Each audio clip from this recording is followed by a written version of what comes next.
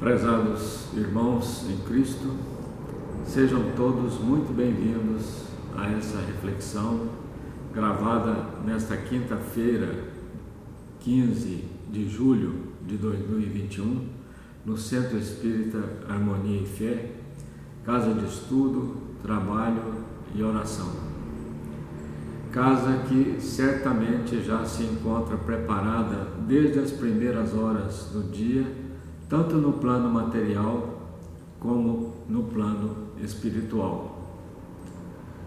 Então vamos pedir ao Criador, o nosso Pai Celestial, ao Mestre Jesus, ao mentor desta casa, Francisco de Paula Vitor, e aos nossos guias que nos auxiliem, primeiro, no entendimento da mensagem de hoje, em segundo lugar, no aumento do nosso conhecimento na doutrina e no Evangelho, terceiro, na aplicação dos ensinamentos no nosso dia a dia, servindo a obra divina, e por último, na nossa evolução moral e espiritual, como é vontade do nosso Pai Celestial.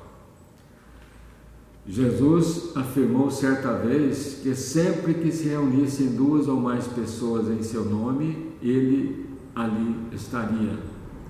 Então é com essa certeza da presença do Cristo entre nós, nesse encontro virtual, deixemos por alguns minutos as nossas preocupações materiais e vamos abrir os nossos corações e nossas mentes para o ensinamento ou os ensinamentos de hoje.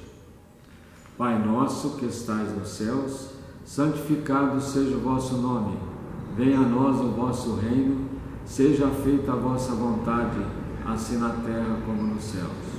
O pão nosso de cada dia nos dai hoje, perdoai as nossas ofensas, assim como nós perdoamos a quem nos tem ofendido, e não nos deixeis cair em tentação, mas livrai-nos do mal, porque vosso é o reino, o poder e a glória para sempre, que assim seja. Meus irmãos, nós escolhemos para essa nossa reflexão de hoje um tema que, ao meu ver, pode cair muito bem, se encaixar muito bem nesse período que nós estamos vivendo ainda com essa pandemia, com o nosso distanciamento social, que é necessário nesse momento, né? Eu sei que entre os nossos irmãos existem muitos que gostam de viajar, né? Viajar é uma excelente experiência, independentemente da viagem, né? Às vezes viagens entre localidades próximas, outras mais distantes, né? Viagem curta ou de longa duração, seja de ônibus, de carro, de trem, de avião, né? E nas nossas lembranças, todos nós temos pelo menos uma viagem cheia de boas recordações para contar, não é mesmo? A viagem, de uma maneira geral, ela nos ajuda a desenvolver habilidades, com elas nós aprendemos a conviver com as diferenças, a fazermos novos amigos, nos torna mais flexíveis e pacientes, permite que a gente tenha vivência em novas experiências, lugares, às vezes comidas fora da nossa zona de conforto, aumenta a nossa disposição para vivenciar coisas diferentes, né? E viajar de férias, inclusive, é essencial para o nosso corpo e para a nossa mente, para que eles se mantenham saudáveis, né? E são então, portanto, oportunidades para nós melhorarmos os nossos relacionamentos com os nossos irmãos. Aumentam a energia e melhoram o humor, ajuda a aprender tanto a planejar como a se organizar um pouco mais, né? E também aumenta pelas novas experiências, aumenta e amplia muito o nosso conhecimento. Por tudo isso, né, que nós comentamos até agora, nós podemos verificar que todos nós temos nossos sonhos de viagem, né? Uns preferem uma determinada cidade, né, onde foram criados, onde têm parentes, outros escolhem a praia, a serra, um parque, uma região, visitando um outro estado, um outro país, quem sabe um outro continente. E hoje, né, com o nosso já quase consagrado, mas já uma realidade, né, as nossas viagens à Lua, a outros planetas, né? Nós já temos aí o turismo espacial como uma realidade. E cada uma viagem tem um ou mais objetivos, não é mesmo? Trabalho, férias, lazer, ou para estudo, ou mesmo para compromissos sociais, um batizado, um casamento, né? Coisas que hoje, infelizmente, a gente não tem podido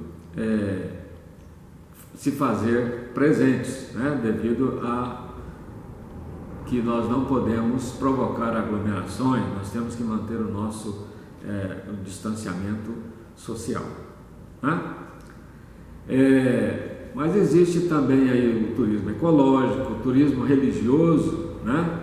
Gastronômico, turismo agrícola. Então são várias as opções. Então a minha missão hoje aqui é convencer aos irmãos que está na hora de nós fazermos uma viagem.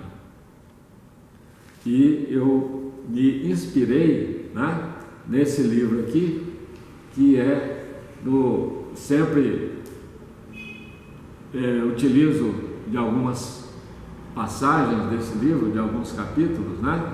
Ele chama-se Pensamentos que Ajudam, Inspirações de Paz, Saúde e Felicidade para a Sua Vida. É de José Carlos de Luca. Então, ele nos inspira, né, a nós fazermos uma viagem que ele denomina a maior viagem da nossa vida, né? Eu espero que eu convença vocês a fazer essa viagem, e para mim não é a grande viagem, mas é a viagem mais importante da nossa vida. Eu quero convidar vocês para visitarmos um universo tão rico, tão complexo e inexplorado que poucos conseguem visitar. Está na hora, meus irmãos, de nós irmos, né? Mas para onde? Nós vamos fazer o possível para irmos para dentro de nós mesmos, visitarmos o nosso mundo íntimo e fazer então a viagem mais importante da nossa vida. Com que objetivo nós faríamos essa viagem? Para nós alcançarmos gradativamente o nosso autoconhecimento, né? Para que nós possamos nos conhecer melhor e cada vez mais. Para quê? Né? Para que nós precisamos nos conhecer mais? Primeiro, para descobrir nossas nascentes de águas puras, nossas potências interiores. Segundo, também, por outro lado, conhecer nossas nascentes de águas turvas que minam a nossa felicidade. Vejam a relevância do tema que o Espiritismo dá a esse tema. No Livro dos Espíritos, na questão 919, Kardec então pergunta para os espíritos superiores: qual o meio prático mais eficaz para se melhorar nesta vida e resistir ao arrastamento do mal. Ao que os espíritos então respondem a Kardec: um sábio da antiguidade já vos disse: conhece-te a ti mesmo. Então é o princípio de tudo, né? E quem foi esse sábio, né? Foi o filósofo Sócrates, que ele viveu na Grécia Antiga entre os anos 469 a 399 a.C. Mas a frase, existe uma frase relacionada a isso que é mais antiga ainda, né?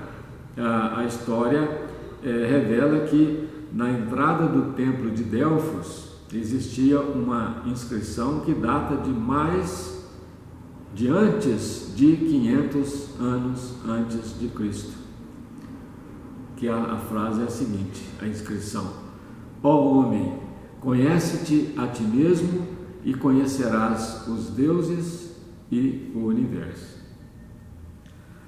Ora, o esclarecimento espiritual nos leva a concluir que tanto o bem como o mal estão dentro de nós mesmos.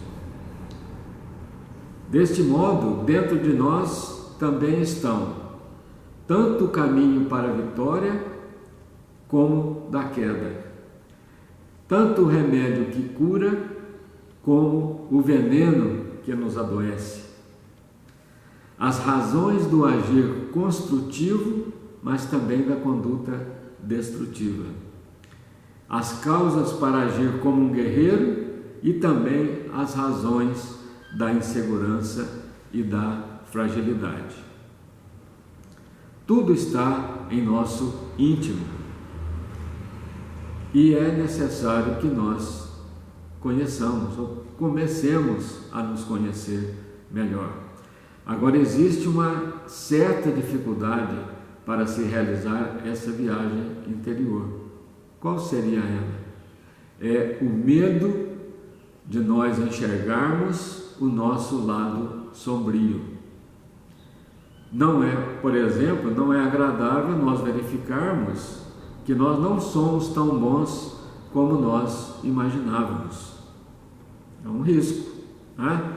Pode nos chocar, às vezes, descobrir que nós ainda temos traços fortes de egoísmo, de orgulho, de prepotência, de dominação, de maledicência, né? Traços mesquinhos, vingativos, porque nós trazemos essas marcas, né? Essas cicatrizes de nossas reencarnações passadas. Mas é um mal-estar, vamos dizer assim, necessário, né? Por quê? Porque é exatamente a partir desse mal-estar que esse conhecimento possa nos causar que nós tomamos conhecimento daquilo de quem nós realmente somos ou do que nós realmente somos, e não do que nós aparentamos para os outros ou para nós mesmos, né? Então, autoconhecer-nos é tirar as máscaras, não as máscaras que nós estamos usando na pandemia, né? Mas as máscaras que ficam mais tempo, né? Que muitas das vezes não revelam a nossa personalidade verdadeira e que não revelam quem realmente nós somos, né? Muitas das vezes nós estamos ali atuando como se fôssemos um ator, né? Seguindo um determinado script. Então, é também nós olharmos serena e humanamente para as nossas imperfeições. É como se diz na gíria, né? Colocar os pés no chão. Outros ainda dizem um pouquinho além, calçar o número do nosso sapato, ou seja, assumir o nosso tamanho real. Então, somente esse processo é capaz de curar nosso orgulho. Que normalmente nós temos muitas idealizações sobre nós mesmos e que não condizem com a realidade, né? Muitas das vezes, nós queremos ser o melhor ou o maior em tudo, queremos ser o primeiro em tudo, queremos ser o perfeito em tudo e aquele sempre certinho em tudo. E isso nos faz, muitas das vezes, nos faz orgulhosos, insatisfeitos e infelizes. E também pode nos levar a pensar que ninguém é bom o suficiente, nem nós mesmos, né? O que é um erro, né? Muito bem. O autoconhecimento, então, ele nos permite descobrir que nós somos espíritos comuns, com virtudes, mas também com imperfeições. Por quê? Porque nós estamos num processo natural de crescimento. Nós não estamos prontos, nós temos que aceitar que nós não somos uma obra pronta. Nós temos que admitir que nós somos um projeto em construção, ou seja, somos humanos. Se nós chegarmos a esse ponto, o nosso ego começa a desinflar, começa a murchar, e a gente passa a aceitar o nosso tamanho. A gente faz as pazes com os nossos inimigos interiores e assim começa a brotar em nós um filete de água pura chamado humildade.